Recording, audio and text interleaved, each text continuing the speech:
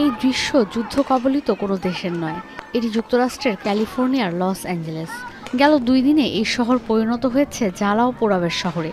রাস্তা ছেয়ে আছে কালো ধোঁয়ায়, জ্বলছে টায়ার আর যানবাহন।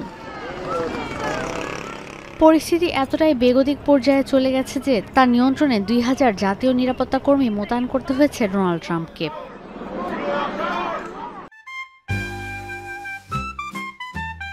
Tootie Twist chewing gum.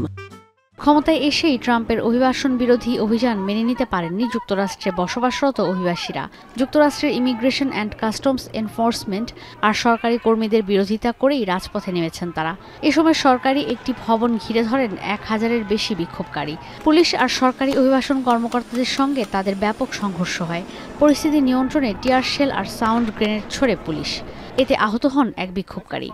The crowd was moving in, so they employed the crowd control tactics like the tear gas, and it was too close to me, so I decided to get down and kick it away. And as soon as I kicked my second can, I got hit, and I wasn't out of breath. বিভিন্ন স্থানে গাড়িতে আগুন লাগায় আশপাশের আইস কর্মীদের নিরাপদে উদ্ধারে helicopter মোতায়েন করা হয়। দ্বিতীয় দিনের বিক্ষোভে অন্তত 100 বিক্ষোভকারী মুখে মাস্ক আর হাতে মেক্সিকোর পতাকা নিয়ে বিক্ষোভে অংশ নেন। অভিবাসন বিরোধী অভিযানের বিরুদ্ধে এই বিক্ষোভে নিরাপত্তা কর্মীদের ওপর ককটেল ছোড়ার অভিযোগও ওঠে।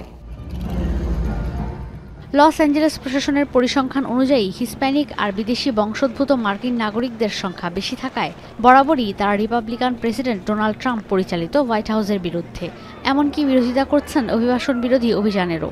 এরপরও শুক্রবার অভিবাসন আইন ভঙ্গের দায়ে 44 জনকে গ্রেফতার করেছে আইস। এই সংঘাতকে ভয়াবহ হিসেবে দেখছে হোয়াইট হাউস। ক্ষমতায় এসেই অবৈধ অভিবাসীদের দেশ ছাড়া করতে উঠে পড়ে লেগেছে ট্রাম্প প্রশাসন। আইসকে নির্দেশ দেওয়া হয়েছে দৈনিক 3000 অভিবাসীকে গ্রেফতারের। কিন্তু এতে করে বৈধভাবে এই দেশে বসবাস করা স্থায়ী নাগরিকরাও কোনো কোনো ক্ষেত্রে চ্যালেঞ্জের মুখে পড়ছেন। ঈশিতা ব্রহ্ম, এখন বিশ্ব।